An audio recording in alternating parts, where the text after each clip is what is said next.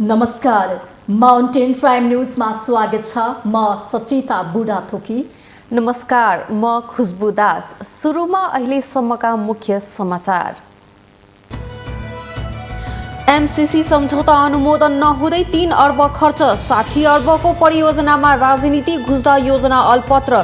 विगतमा परियोजना विरुद्ध बोल्नेको विरोध सैद्धान्तिक नभएको विश्लेषण। कोरोना संक्रमणको जोखिम बढेको भन्दै सावधानी अपनाउन प्रधानमन्त्री केपी शर्मा ओलीको आग्रह। आयात प्रतिस्थापना गर्दै निर्यात बढाउनु पर्नेमा जोड। प्रतिनिधि सभा बैठकमा सांसदहरूबीच जुहारी। सरकारको कार्यशैली गलत भएको प्रतिपक्षी सांसदको आरोप। सरकारले प्रभावकारी काम गरेको सत्तापक्षीय सांसदको भनाई।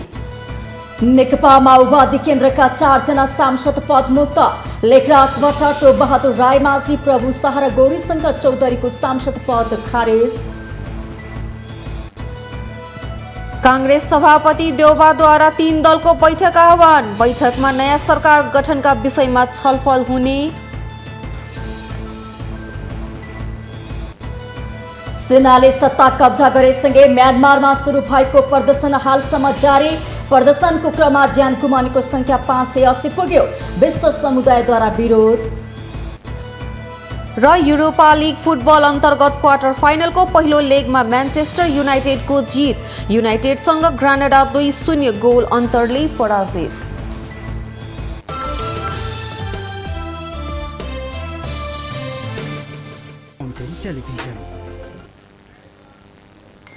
अब समाचार विस्तारमा। सत्तारूढ दलभित्रको विवादको कडेको रूपमा रहेको अमेरिकी सहयोग मिलेनियम च्यालेन्ज कर्पोरेसन एमसीसीको चर्चा यति बेला छैन। यो विषय विधेयकको रूपमा संसदबाट अघि नबढे पनि एमसीसी नाममा राज्यका तर्फबाट खर्च भने भइरहेको छ। विगतमा नेपालमा थुप्रै कसरत गरेर ल्याइएको यो परियोजनालाई नेपाली राजनीति गर्ने आधारको रूपमा उपयोग गरिँदा यो परियोजना अलपत्र पर्यो। तर अहिले आएर विगतमा एमसीसीको विरोध गर्नेहरूले अहिले भने विरोध गर्न छोडेको देखिएको छ।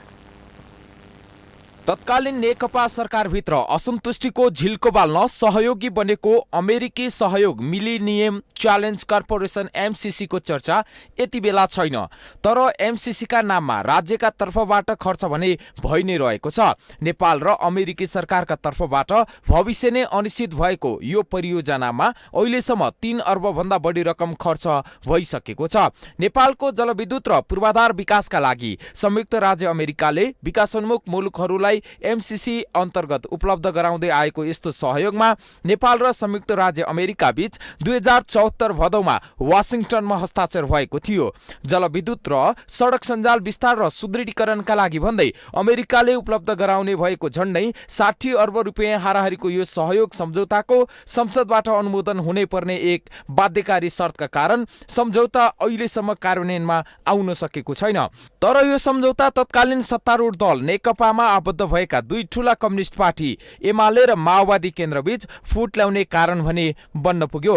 नेपालको भू राजनैतिक स्थितिका कारण यो सम्झौता विवादित बनेको हो। प्रकट रूपमा एमसीसी कार्यान्वयनका क्रममा नेपालले पालना गर्ने पर्ने केही शर्तहरूलाई मुलुकको सम्प्रभु सत्ता र सार्वभौमिकतासँग जोडेर विवाद खडा गरिएको भए पनि विवादका पछाडि चीनको बेल्ट एन्ड रोड इनिसिएटिभको महत्त्वपूर्ण भूमिका रहेको आशंका पनि गरिएको छ। प्रतिनिधि सभा संसदको सामान्य बहुमतले सम्झौता अनुमोदन हुनै पर्ने प्रावधानका कारण सरकारले संसदको पिजन होलमा हालेको सम्झौता संसदभित्र छिर्नै सकेन। अहिलेसम्म जिउका तिउ नै छ। अमेरिकी सहयोगमा उसको सैन्य रणनीतिक स्वार्थ लुकेको भन्दै सत्तापक्षकै धेरै जसो सांसदहरू सम्झौताको विरोधमा उभिएपछि सरकार एमसीसीका विषयमा निम्छरो बन्न पुगेको थियो। प्रमुख प्रतिपक्षी नेपाली कांग्रेस र सरकारकै एउटा पक्ष सम्झौताका पक्षमा रहेको भए पनि सत्तारूढ पार्टी एमसीसीका विषयमा 2 भागमा विभाजित भएकै कारण उक्त सम्झौताको भविष्य अन्यलमा देखिएको हो।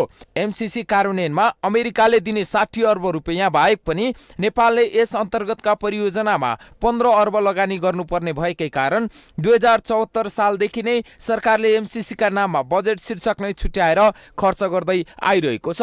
पार्टीभित्र एमसीसीलाई लिएर विवाद बढ्दै गएपछि गत 2076 माघ 19 गते सम्पन्न केन्द्रीय समिति बैठकले नेकपाकै वरिष्ठ नेता झलनाथ खनालको संयोजकत्वमा स्थायी समिति सदस्य भीम रावल र परराष्ट्र मन्त्री प्रदीप ग्यावाली रहेको एमसीसी सम्झौता अध्ययन कार्यदल गठन गरेकोमा कार्यदलले फागुन 9 गते प्रतिवेदन बुझाए लगत्तै फागुन 10 गते बसेको पार्टी सचिवालय बैठकले सम्झौता परिमार्जन सहित संसदबाट अनुमोदन गर्ने निर्णय गरेको थियो। तर सत्तारूढ दलभित्रको अन्तरसङ्घर्षका कारण सम्झौता राजनैतिक स्वार्थमा जेलिन पुगेपछि अहिलेसम्म पनि अन्योलमै रहेको छ।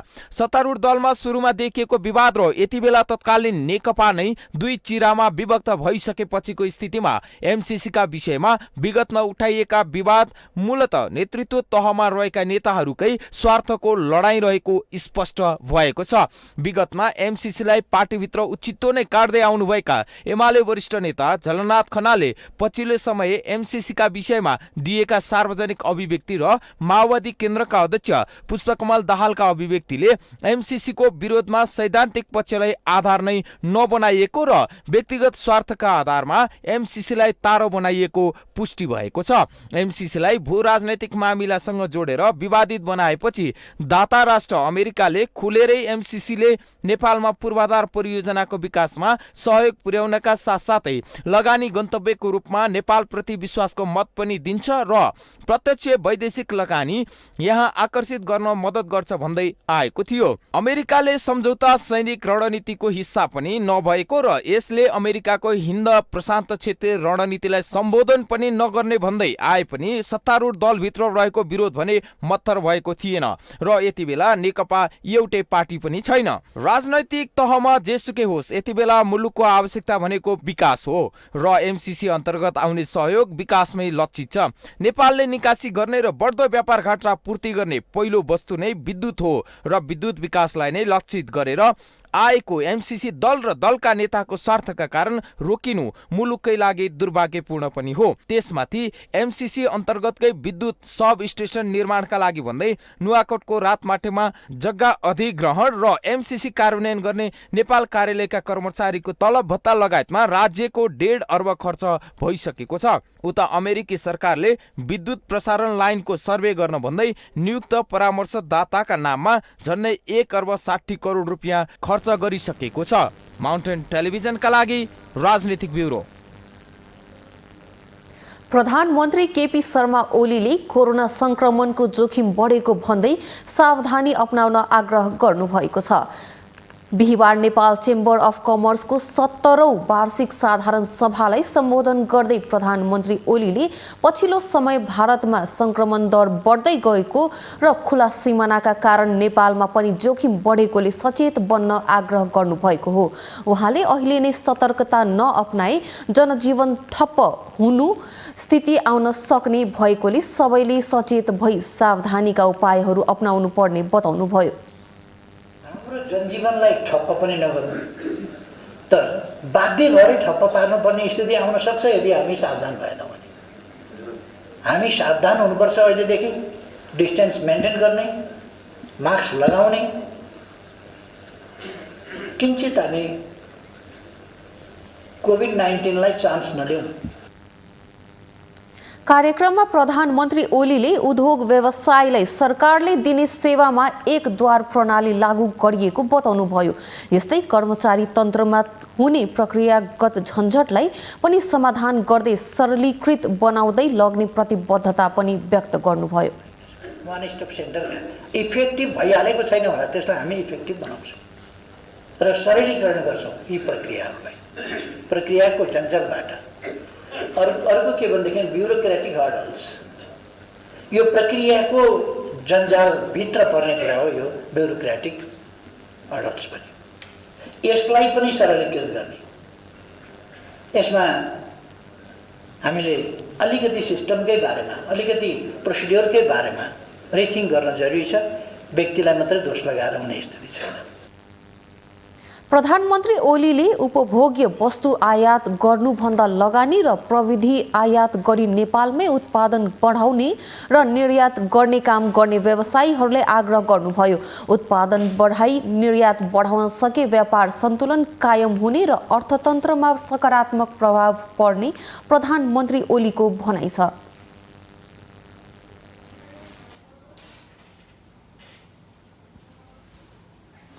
प्रतिनिधि सभाको बैठकमा सत्तारूढ दल नेकपा एमाले र प्रमुख प्रतिपक्षी दल नेपाली कांग्रेस सांसद रहेकोमा पनि बेचजुहारी चलेको छ। प्रतिनिधि सभाको बिहिबार बसेको 7औं अधिवेशनको 8औं बैठकमा यस्तो परिदृश्य देखिएको छ। सत्ता पक्षका सांसदहरूले वर्तमान सरकारले प्रभावकारी काम गरेको दाबी गरेका छन् भने प्रतिपक्षी दलका सांसदहरूले सरकारको कामको खुलेर विरोध गरेका छन्। प्रतिनिधि सभाको बिहिबारको बैठकमा प्रतिपक्षी दलका सांसदहरूले वर्तमान सरकारको चर्को आलोचना गरेका छन्। विशेष गरी सरकारको काम र कार्यशैलीलाई लिएर प्रतिपक्षी दलका सांसदहरूले खुलेर सरकारको आलोचना गरेका हुन्। प्रतिनिधि सभाको 7औं अधिवेशनको 8औं बैठकमा बोल्दै प्रमुख प्रतिपक्षी दल नेपाली कांग्रेसका सांसद मोहन प्रसाद पाण्डेले मध्यावधि निर्वाचनमा गए पनि समस्याको समाधान नहुने बताउनुभयो। राष्ट्रिय राजनीतिमा कालो बादल मडारिरहेको छ। अर्ली इलेक्सनको उल्का वर्षा भइरहेको छ। संख्याले देश नचल्ने रहेछ।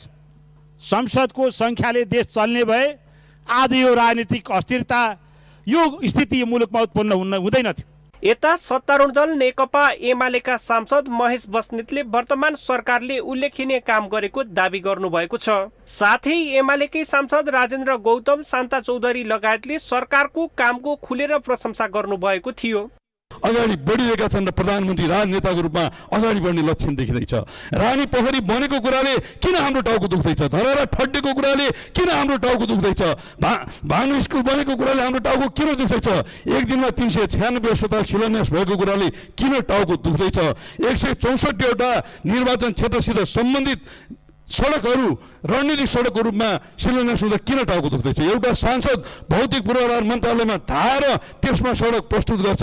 ठिक छ, मेरो निर्वाचन क्षेत्रमा त्यो सडक चाहिँदैन भन्ने हिम्मत छ भने हिम्मतका साथ बोल्नुहोस्, होइन भने यसको विरोध गर्नुको कुरा जनता सबैले यसलाई महसुस गर्नुभएकै छ भन्ने मलाई लाग्छ। त्यस्तै गरी नेपाली कांग्रेसकी सांसद देवप्रसाद तिमेल सिन्हाले वर्तमान सरकारले मात्र देशमा सुशासन कायम गरेको छ भन्दै प्रश्न गर्नुभएको थियो। देशमा उच्च गुणस्तरको काठ त्यतिकै खेर गए पनि अर्बौं कमिसन खान मलेसियाबाट काठ आयात गरिएको उहाँको आरोप छ। आज धेरै कुराहरू सुनियो। विकासै विकास देशमा विधिको शासन अत्यन्त ठुलो। यो देशमा 3 वर्ष अगाडि विधिको शासनै हुँदैन थियो। अहिले आएर मान्यज्यूहरूले भन्नुभयो विधिको शासन अत्यन्त राम्रो। यो आफ्ना काठ उत्पादन गरेको काठ चाहिँ जनतालाई बेच्न नसक्ने मलेसियाबाट खरममको काठ ल्याएर कमिसन खान सहज भएको हुनाले यो परिस्थिति आएको हो। अहिले मान्छे बच्चालाई ननिक्ल्यो, बुढालाई ननिक्ल्यो भन्न सरकार सक्नेमा त्यो काठ बेच्न किन नसक्ने? के को लागि रोकियो? कमिसनको लागि रोकियो होला। अर्बौं रुपियाँको विधेयक अधिवेशनको नामले चिनिने हिउँदे अधिवेशनमा अहिलेसम्म कुनै पनि विधेयक छलफलका लागि पेश गरिएको छैन। देशमा सुशासन तथा विकास निर्माणका काम गर्न आवश्यक विधेयक पेश हुन नसक्नुलाई सरकारले सभामुखलाई दोष देखाउँदै आएको छ भने सभामुखले सरकारले संसदप्रति अनुदारता देखाएको बताउँदै आउनु भएको छ। यस्तो अवस्थामा महत्त्वपूर्ण विधेयक बनाउनु पर्ने संसद आरोप प्रत्यारोपमा मात्रै अल्झिएको छ। प्रतिनिधि सभाको अर्को बैठक चैत्र 30 गते दिउँसो 1 बजे पुनः बस्नेछ। माउन्टेन टेलिभिजनका लागि राजनीतिक ब्युरोको रिपोर्ट। नेकपा माओवादी केन्द्रका 4 जना सांसद पदमुक्त भएका छन्। बिहिबार सभामुख अग्नि प्रसाद सापकोटाले माओवादी केन्द्रले पठाएको पत्र सदनमा पढेर सुनाएपछि लेखराज भट्ट, टोप बहादुर रायमाझी, प्रभु शाह र गौरीशंकर चौधरीको सांसद पद खारेज भएको हो। संलग्न गरी उक्त पार्टीका संघीय संसदीय दलका नेताले प्रतिनिधि सभामा प्रत्यक्ष निर्वाचित सदस्यहरू मान्य श्री टोप बहादुर रायमाझी, मान्य श्री लेखराज भट्ट, मान्य श्री प्रभु शाह र मान्य श्री गौरीशंकर चौधरीले अन्य दलको राजनैतिक गतिविधिमा संलग्न भई सो दलको केन्द्रीय कमिटी सदस्य पद स्वीकार गरी दल त्याग गरेको। एमाले अध्यक्ष केपी ओली नेतृत्वको सरकारमा सहभागी 4 जनाको मन्त्री पद पनि अब 6 महिनापछि गुम्नेछ। सर्वोच्च अदालतले नेकपा एकीकरण बदर गरेपछि एमाले र माओवादी पूर्ववत अवस्थामा गए पनि एमालेतिर बसेका 4 सांसदलाई पदमुक्त गर्ने माओवादीले निर्णय गरेको थियो। पार्टी केन्द्रीय कमिटीको निर्णयबारे मंगलबार अध्यक्ष दाहालले सांसद सचिवालयलाई जानकारी दिँदै पदमुक्त गर्न पत्राचार गर्नुभएको थियो। सांसद अधिवेशन चलिरहेको अवस्थामा पदमुक्त भएको जानकारी सभामुखले सदनमा सुनाउनु पर्ने व्यवस्था अनुसार बिहीबारको बैठकमा जानकारी गराइएको हो। संविधानको धारा 89 अङ्ग र राजनीतिक दल सम्बन्धी ऐन 2073 ले संघ प्रदेश र स्थानीय तहमा निर्वाचित जनप्रतिनिधिहरू जुन दलबाट निर्वाचित भएको हो त्यो कार्यकाल भर त्यही दलमा रहनुपर्ने अन्यथा पद नै जाने प्रष्ट व्यवस्था गरेको छ।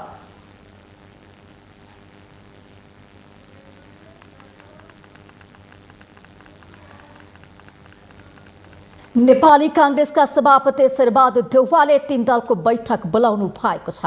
कांग्रेस सभापति देउवाले आफ्नो निवास बुढानीलकण्ठमा दिउँसो 3 बजे बस्ने गरे जनता समाजवादी पार्टी र नेकपा माओवादी केन्द्रलाई छलफलको लागि बोलाउनु भएको हो।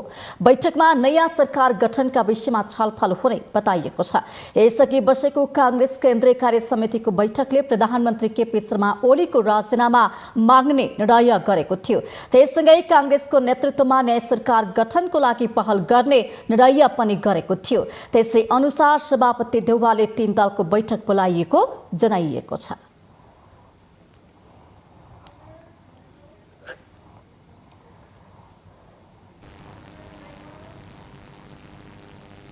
नेपाली कांग्रेस केन्द्रीय कार्य समितिको बैठक चैत 30 गते बस्ने भएको छ। कांग्रेस केन्द्रीय कार्यालयले बिहीबार एक विज्ञप्ति जारी गरी चैत 27 गते शुक्रबार बस्ने भनिएको बैठक चैत 30 गते बस्ने गरी सारिएको जनाइएको छ। बैठकमा पार्टीको आसन्न महाधिवेशन, मुलुकको समसामयिक राजनीतिक घटनाक्रमका बारेमा छलफल हुने एजेन्डा छ।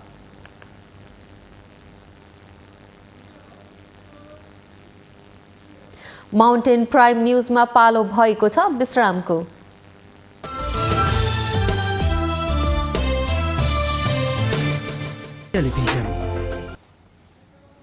विश्रामपछि स्वागत छ। अब बाँकी समाचार। बागमती प्रदेशको प्रदेश सभा बैठक 3 पटकको अवरोधपछि पुनः अनिश्चितकालको लागि स्थगित भएको छ। बिहीबार पनि प्रमुख प्रतिपक्षी दल नेकपा माओवादी केन्द्रले संसद अवरोध गरेसँगै बागमती प्रदेशको प्रदेश सभा बैठक अनिश्चितकालको लागि स्थगित भएको सभामुख सानु कुमार श्रेष्ठले जानकारी दिनुभएको छ। प्रमुख प्रतिपक्षी दल नेकपा माओवादी केन्द्रले मुख्यमन्त्री डोरमाडी पौडेलको राजीनामा माग्दै अवरोध जारी राखेकोले प्रदेश सभा बैठक अनिश्चितकालको लागि स्थगित गरिएको हो। सरकारले मदन भण्डारी फाउन्डेसनको नाममा दिएको 50 लाखको औचित्य पुष्टि गर्न माओवादीको माग पनि गरेको छ। बिहीबारको बैठकमा प्रतिपक्षी दल नेपाली कांग्रेस नेता इन्द्रबहादुर बानियाले बोल्नको लागि विशेष समय माग्दै सरकारले खरिद गर्न लागेको विद्युतीय बस तत्काल रोक्न आग्रह गर्नुभयो। त्यसको प्रक्रिया के छ अनि त्यसपछि त्यसलाई फाइनान्शियल हिसाब किताबले, आर्थिक प्रस्तावको हिसाब किताबले, प्राविधिक प्रस्तावको हिसाब किताबले यसको अवस्था के हो, यसको विश्वसनीयता के हो, यसको पारदर्शिता के हो, यो कुरा प्रश्न संसदलाई जानकारी सरकारले गराउनु पर्ने कि नपर्ने। सरकार टेबलमा बस्नु पर्यो। मेरो गोरुको 12% भने जस्तो मैले लिएर आएको सबै कुरा पास हुनुपर्ने, मैले लिएर आएको सबै कुरा हुनुपर्ने भन्ने हो भने संसदको कारबाही कुनै पनि हालतमा अगाडि बढ्दैन। जुनसुकै प्रक्रियाको लागि पनि नेपाली कांग्रेस संसदीय दल तयार छ। हाल प्रदेश सभामा नेकपा एमालेका 57 प्रमुख प्रतिपक्षी दलका रूपमा नेकपा माओवादी केन्द्रका 23 जना र नेपाली कांग्रेसका 22 जना सदस्य रहेका छन्।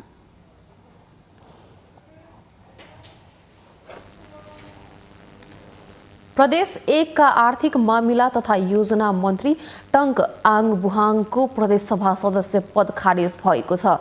नेकपा माओवादी केन्द्रबाट ताप्लेजुङको 1 ख निर्वाचन क्षेत्रबाट निर्वाचित हुनुभएका आङ बुहाङ एमालेमा प्रवेश गरेकोले प्रदेश सभा सदस्य पद गुमेको हो। प्रदेश सभाको बिहीबारको बैठकमा सभामुख प्रदीप कुमार भण्डारीले मन्त्री आङ बुहाङले दल त्याग गरेकोले राजनीतिक दल सम्बन्धी ऐन अनुसार प्रदेश सभा सदस्यबाट हटाउन माओवादी केन्द्रले प्रदेश सभा सचिवालयलाई दर्ता गराएको पत्र पढेर सदनमा सुनाउनु भएको छ। उहाँले प्रदेश सभामा 1 प्रदेश सभा सदस्य पद रिक्त भएको सदनलाई जानकारी समेत गराउनुभयो। आङ बुहाङलाई मन्त्रीमा बसिरहन पुनः शपथ ग्रहण गर्नुपर्ने कानुनी व्यवस्था छ। प्रदेश सभा सदस्य नभएका व्यक्ति 6 महिनामै मन्त्री हुन पाउने संवैधानिक व्यवस्था रहेको छ। 6 महिनाभन्दा बढी प्रदेश सभाको कार्यकाल रहेको अवस्थामा रिक्त पदका लागि उपनिर्वाचन गराउनु पर्ने संवैधानिक व्यवस्था छ। त्यसका लागि प्रदेशसभा सचिवालयले प्रदेशसभा सदस्य पद रिक्त भएको जानकारी निर्वाचन आयोगलाई दिनेछ।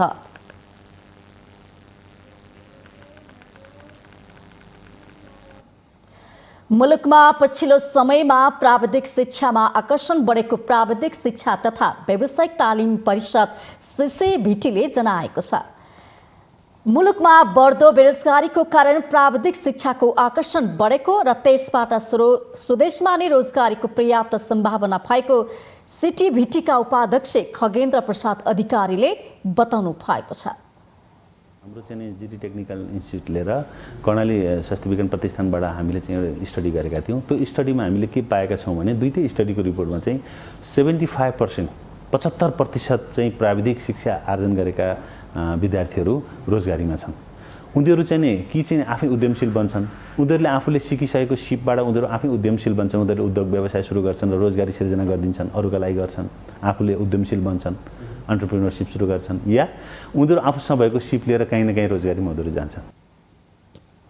पछिल्लो समय नेपालमा प्राविधिक शिक्षा तथा व्यावसायिक तालिमको महत्त्व बढ्दै गएको छ।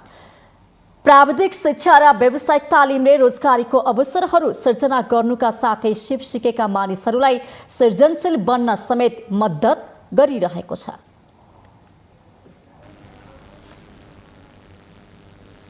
बागलुङ नगरपालिकाले अगुवा कृषकलाई सरकारी अनुदान तथा उपकरण प्रदान गरेको छ।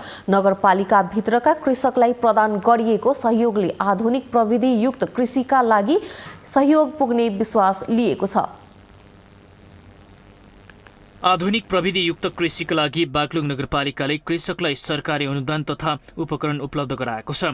आर्थिक वर्ष 2077-78 कृषकले दिएको निवेदन अनुसार संघीय र प्रदेश सरकारबाट प्राप्त 48 लाख बराबरको अनुदान तथा उपकरण कृषकलाई वितरण गरिएको हो।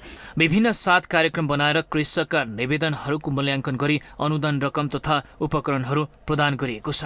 मुरा भैँसी पालनतर्फ 50 किसान चाहिँ लाभान्वित हुनुहुन्छ। बाख्रा पालनमा करिब 97 जना किसान चाहिँ लाभान्वित हुनुहुन्छ। ऊर्जा अनुदानमा 15 जनाभन्दा बढी चाहिँ किसानहरू अनुदानमा अहिले प्राप्त गर्नुहुन्छ। यसै गरी धेरै विधानमा चाहिँ प्राप्त गर्नुहुन्छ। संघीय सरकारको सशर्त अनुदान लागत साझेदारीमा विभिन्न शीर्षकमा अनुदान प्रदान गरिएको छ। विभिन्न कार्यक्रम गरेका 327 जना कृषकलाई 48 लाख बराबरको अनुदान हस्तान्तरण गरिएको हो। 427 जना कृषकको चाहिँ दरखास्त परेको थियो, प्रस्तावना परेको थियो। त्यसमध्ये 324 जनाले चाहिँ आज पाउँदै हुनुहुन्छ। जस्तो चाहिँ भैँसी प्रवर्धनमा 58 जनाले, बाख्रा पकड कार्यक्रममा चाहिँ 100 जनाले, अनि दुग्ध उपकरणमा 96 जनाले, अनि माछा उत्पादनमा 20 जनाले, अनि व्यावसायिक गाई भैँसी पालन 20 जनाले र ऊर्जा अनुदान भएर कुखुराको चाहिँ 24 जनाले गरी 324 जनाले आज सानो ठुलो रकम सबैले पाउनुहुन्छ। अनुदान सहयोगले प्रविधियुक्त कृषिका लागि सहज हुने कृषकहरूको विश्वास छ। मुना जातको राउँबाट चाहिँ तिमी पाडा बाछा चाहिँ मुना जात निक्लालन भनेर चाहिँ यो सिस्टम मिलाएर चाहिँ काम सुरु गरेको हेर्नु होइन। लगभग 80-90 जना कुरियालाई सेवा सुविधा पुर्याइन्छ। मैले चाहिँ बाहिर लाने मेरो प्रविधिले दिनमा पारदर्शी भएको छ। सबै किसानलाई जम्मा गरेर अरू कुरा यही विषयमा काम गर्ने किसानहरूलाई यसले प्रेरणा जगाएको थियो, काम गर्ने चाहिँ हौसला दिएको छ। त्यही यस्तो कार्यक्रमहरूलाई निरन्तरता दिनुपर्छ। अझ आगामी दिनमा यस्तो अझ बढावा गर्दै अगाडि गऱ्यो भने किसानको जीवनस्तर विकासमा केही मद्दत पुग्छ। कृषि पेसालाई व्यावसायिक र सम्मानित पेसा बनाउनका लागि कृषकहरूले यान्त्रिकरण र आधुनिकीकरणमा ध्यान दिन आवश्यक देखिन्छ। माउन्टेन टेलिभिजनका लागि बागलुङ सहकर्मी सुभाष आचार्यको सहयोगमा जिल्ला ब्युरोको रिपोर्ट। दाङको घोराई उपमहानगरपालिकाको न्यायिक समितिको सक्रियता बढेको छ। स्थानीय नागरिकका विषयमा उठेका समस्या तथा विवादको समाधान गर्ने स्थानीय निकाय न्यायिक समितिको सक्रियता बढेको हो। यो सँगै मुद्दा मामिलाको लागि अदालत धाउनु पर्ने र खर्चिलो प्रक्रियाबाट आम नागरिकले मुक्ति पाएका छन्। न्यायिक समितिमा 2074-75 मा 200, 75-76 मा 190, 76-77 मा 154 र चालु आर्थिक वर्षको अहिलेसम्म 118 मुद्दा दर्ता भएका छन्। न्याय सम्पादन प्रभावकारी भएको कारण न्यायिक समितिको सक्रियता बढेको उपप्रमुख सीता सिग्देल न्यौपानेले बताउनु भएको छ। नागरिकले किनभने उसले जुन कार्यान्वयन गर्नुपर्ने हो जसरी गर्नुपर्ने हो हिजोबाट हामी यहाँ न्यायिक समितिमै छलफल गरेका छौँ 1 महिना जति हामी धेरै छलफल गऱ्यौँ कसरी प्रदूषण रहित त्यहाँ वातावरण मैत्री गराउने हो भनेर धेरै गऱ्यौँ हामी मापदण्ड विपरीत चलाउन पाउन्न यो बरु रोक्न पनि हामी तयार छौँ भन्ने पनि हामी गरेका हौँ। न्यायिक समितिले फौजदारी मुद्दा जिल्ला प्रहरी कार्यालय पठाउने गरेको छ। सामान्य मुद्दाहरू विवादहरू उपमहानगरपालिकाबाट नै मिलाएर पठाउने गरेको छ। हरेक पालिकामा विवाद समाधानको लागि उपप्रमुखको संयोजकत्वमा 3 सदस्यीय न्यायिक समिति गठन पनि गरिएको छ।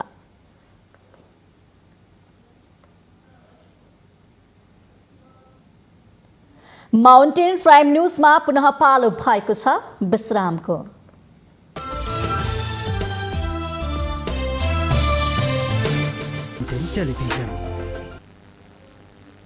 विश्रामपछि स्वागत छ। अब बाँकी समाचार। सुनसरीको प्रसिद्ध धार्मिक पर्यटकीय क्षेत्र रामधुनी मन्दिरमा श्रद्धालुहरूको संख्या निकै कम हुन थालेको छ। कोरोना भाइरसका कारण भक्तजनको संख्यामा कमी भएसँगै रामधुनी मन्दिरको मर्मत सम्भार तथा आसपास क्षेत्रको व्यवसायमा प्रभाव परेको छ। सुनसरीको धार्मिक पर्यटकीय रामधुनी मन्दिर ऐतिहासिक स्थल हो। त्रेतायुगमा भगवान राम वनवास आएको बेला बालेको अखण्ड धुनी अझै बलिरहेको किम्वदन्ती रहेको कारण रामधुनी मन्दिरको धार्मिक महत्त्व छ। पछिल्लो समय रामधुनी मन्दिरको विकासमा कोरोना महामारीले प्रत्यक्ष असर पुर्याएको छ। आर्थिक वर्ष 2076-77मा रामधुनी मन्दिरको विकासको लागि संघीय सरकारबाट 68 लाख र रामधुनी नगरपालिकाले 50 लाख छुट्याएको थियो। उक्त रकमले मन्दिर क्षेत्रको विकासमा सहयोग पुग्ने अपेक्षा गरिए पनि अहिलेसम्म 35 लाख रुपैयाँ मात्र खर्च भएको बताइएको छ। बितेको आर्थिक वर्षमा चाहिँ 1 करोड 18 लाख रुपैयाँ बजेट नगरपालिकाका थियो। त्यसमा मलाई लाग्छ लगभग 68-70 लाखमा त्यो घटाघटमा यो ठेक्का लाग्यो। त्यो 70मा लागेको थियो र त्यसबाट काम मलाई लाग्छ 35-40 लाख रुपियाँको काम हो। काम चाहिँ सबै नै हुन्थ्यो होला। अब गत साल यो कोरोनाको र लकडाउनको कारणले पनि गत साल काम हुन सकेन र पनि अब ठेकदारहरू चिनेको र हामी त्यही भएको हुनाले समन्वय गरेर केही न केही कामहरू चाहिँ नै गरियो। कोरोना भाइरसको दोस्रो चरणको आतंकले हिन्दू धर्मावलम्बीहरूको पौराणिक मन्दिर रामधुनी मन्दिरको विकासमा पनि ठूलो असर परेको छ। भक्तजनको दक्षिणा तथा दानबाट मन्दिरमा मूर्ति निर्माण गर्ने योजना पनि अलपत्र परेको छ। रामधुनीलाई चाहिँ राष्ट्रिय अन्तर्राष्ट्रिय हिसाबमा चाहिँ परिचय गराउने हिसाबमा यसको चाहिँ महत्त्व चाहिँ अझै उजागर गर्ने हिसाबमा चाहिँ हामीले एउटा बृहत कार्यक्रम चाहिँ हामीले गत वैशाख 7 गतेलाई चाहिँ राखेका थियौँ।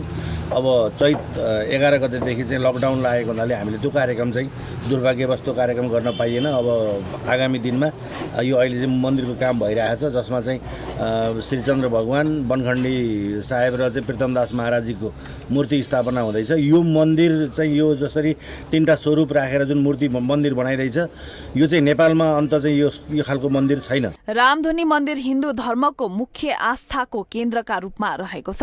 मन्दिर नेपालमा मात्र नभई छिमेकी मुलुक भारत लगायत हिन्दू धर्म मान्ने अन्य देशमा पनि प्रसिद्ध छ। जब उदासी सम्प्रदायमा गएपछि यसको थाहा भयो कि रामधुनी पनि हाम्रो नेपालमा छ भन्ने होइन। त्यहाँबाट अब 10-15 सालबाट इच्छा बनाइरहियो होइन। त्यहाँबाट यहाँ आएपछि यहाँ केही इन्तजाम थिएन सर होइन। बस्ने चिया पानी पिन यताउता कोही इन्तजाम थिएन। त्यहाँबाट मनमा ख्याल भयो केही न केही एउटा सानो कोठा बनाउनु पऱ्यो एउटा सानो बरान्डा बनाउनु पऱ्यो भनेर त्यहाँबाट सुरु गरेको सर। हाम्रो उदासी सम्प्रदायको यो धरोहर हो सर होइन। हाम्रो देशको पनि धरोहर हो यो, इन्डियाको पनि धरोहर हो। कोरोना भाइरसको कारण सुस्ताएको धार्मिक पर्यटनले बिस्तारै गति लिने विश्वास गरिएको छ। पर्यटनको प्रचुर सम्भावना रहेको रामधुनी मन्दिरको विकास तथा प्रचार प्रसारका लागि स्थानीय निकायले जोड दिन आवश्यक छ। माउन्टेन टेलिभिजनका लागि सुनसरी सहकर्मी विनोद आचार्यको सहयोगमा जिल्ला ब्युरोको रिपोर्ट। खोटाङको दिक्कल रूपाकोट मझुवागढी नगरपालिका स्थित कोलेबारीमा मकैको बिउ प्रशोधन प्लान्ट स्थापना भएको छ। मकैको गुणस्तर र स्वास्थ्य बिउ उत्पादन गर्नुका साथै प्रशोधन गरी माग अनुसार बिक्री वितरण गर्ने उद्देश्यले प्लान्टको स्थापना गरिएको हो। खोटाङको दिक्तेल रूपाकोट मजुवागढी नगरपालिका 1 दिक्तेल स्थित कोलेबारीमा कोलेबारी कृषि तथा सहकारी संस्था र प्रधानमन्त्री कृषि आधुनिकीकरण परियोजना कार्यान्वयन इकाइ मकै जोनको साझेदारी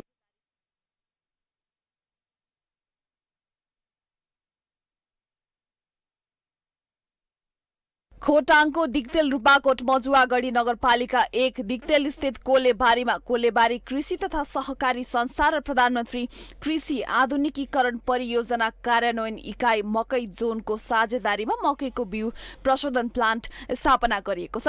गुणस्तर र स्वस्थ बिउ उत्पादन गरेर प्रशोधन गरी माग अनुसार बिक्री गर्ने उद्देश्यले प्लान्टको स्थापना गरिएको हो। करिब 63 लाखको लागतमा बिउ प्रशोधन गर्ने मेसिन सहितको भवन निर्माण गरिएको छ। जुन भवन हामीले 50% अनुदानमा हामीले 50% र सहकारीको 50% गरेर हामीले 100% हामीले यो सहकारीको भवन स्थापना गर्यौँ, यो प्लान्टको स्थापना गर्यौँ। सहकारीले जग्गाहरू लिजमा लिएका छौँ। हामीले सहकारीको जग्गा 15 वर्ष भाडामा लिएर सामूहिक खेती प्रणालीलाई सुरुवात गरेका छौँ। बिउ प्रशोधन प्लान्ट भवनमा मकैको बिउ ग्रेडिङ गर्ने, बिउको उपचार गर्नेदेखि प्याकिङ गरेर किसानलाई बिक्री वितरण गर्ने व्यवस्था गरिएको छ। प्लान्टबाट वार्षिक 10 टन प्रशोधित बिउ उत्पादन गरेर बिक्री वितरण गर्ने लक्ष्य राखिएको छ। यस आर्थिक वर्षमा हामीले नगरपालिकाको पुँजीगत बजेटको 35% बजेट हामीले कृषिमा लगानी गरेका छौँ। प्रत्येक वडामा हामीले कृषिका पकेट क्षेत्रका कार्यक्रमहरूलाई हामी कार्यान्वयन गर्दै अगाडि बढेका छौँ। त्यसैगरी कृषिका माध्यमबाट रोजगारी सृजना गर्नुपर्छ भनेर थुप्रै किसिमका कृषिका त्यस्ता नयाँ किसिमका कार्यक्रमहरू पनि हामीले सञ्चालनमा ल्याएका छौँ। यस्ता कार्यबाट वास्तविक कृषकको हातमा बजेट पुग्ने र कृषि क्षेत्रको विकासमा टेवा पुग्ने कृषि तथा पशुपक्षी विकास मन्त्रालयको विश्वास छ। गाउँपालिका नगरपालिकाको मुख्य रूपमा, त्यसपछि प्रदेश सरकारको, संघीय सरकारले गर्ने भनेको चाहिँ सहजीकरणको कामहरू, समन्वयको कामहरू, ठुला ठुला परियोजना सर्वव्यापी सञ्चालन गर्ने कामहरू, वैदेशिक राष्ट्रहरूसँग समन्वय गर्ने कामहरू मात्रै हो। त्यसले गर्दाखेरि म चाहिँ सचिव हुँदाखेरि मेरो विचार के छ भने बढीभन्दा बढी हाम्रा सारा अधिकारीहरू चाहिँ गाउँ गाउँमा पठाउनु पर्यो। कोलेबारी सहकारी संस्थाले बिउ उत्पादन गर्ने, प्रशोधन गर्ने र बिक्री वितरण गर्ने प्रयोजनका लागि सोही स्थानमा 15 वर्षका लागि जग्गा भाडामा लिएर सामूहिक रूपमा मकै खेती लगाउन समेत सुरु गरेको छ। माउन्टेन टेलिभिजनका लागि खोटाङ सहकर्मी सञ्जीव राईको सहयोगमा जिल्ला ब्युरोको रिपोर्ट। हामीसँग आर्थिक अन्तर्राष्ट्रिय र खेल समाचार बाँकी नै छन्। माउन्टेन प्राइम न्युजमा फेरि पालो भएको छ विश्रामको।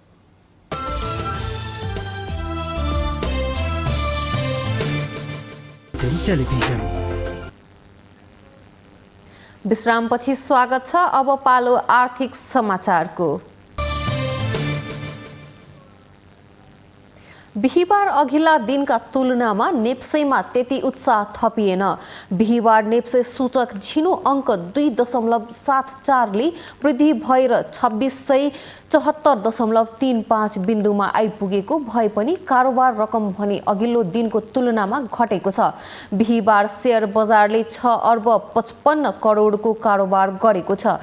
थोरै सुस्त भए पनि अल टाइम हाई रेकर्ड बनाएको बजारले नयाँ वर्षसँगै तेजी लिने अपेक्षा भने गरिएको छ। बिहिबार शेयर कारोबारमा फाइनेन्स र माइक्रो फाइनेन्स समूहमा चमक देखिएको छ। कारोबारमा 6 कम्पनीको भाव सर्किट लाग्ने गरी वृद्धि भएको थियो।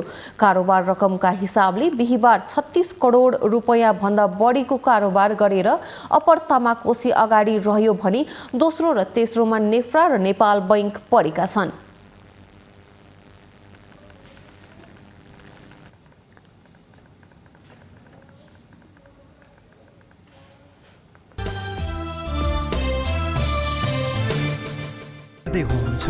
Mountain television. यो सँगै हामी माउन्टेन प्राइम न्युजको अन्त्यमा आइपुगेका छौँ। जाँदा जाँदै मुख्य समाचार पुनः एकपटक।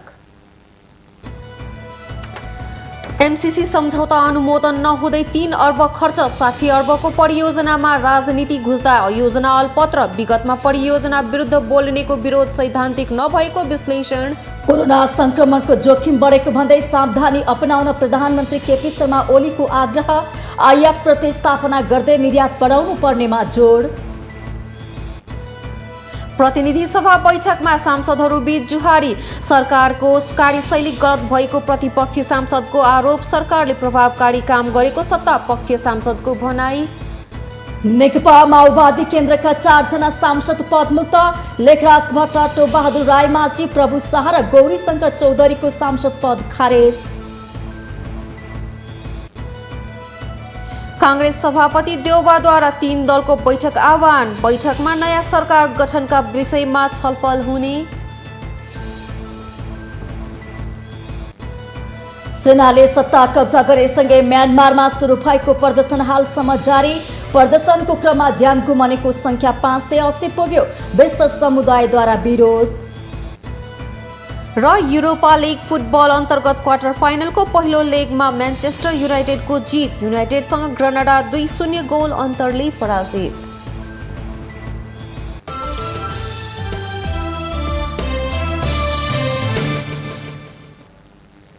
माउन्टेन प्राइम न्युज अहिलेलाई सकियो। सत्य, तथ्य र निष्पक्ष समाचारको लागि हेर्दै रहनुहोला माउन्टेन टेलिभिजन।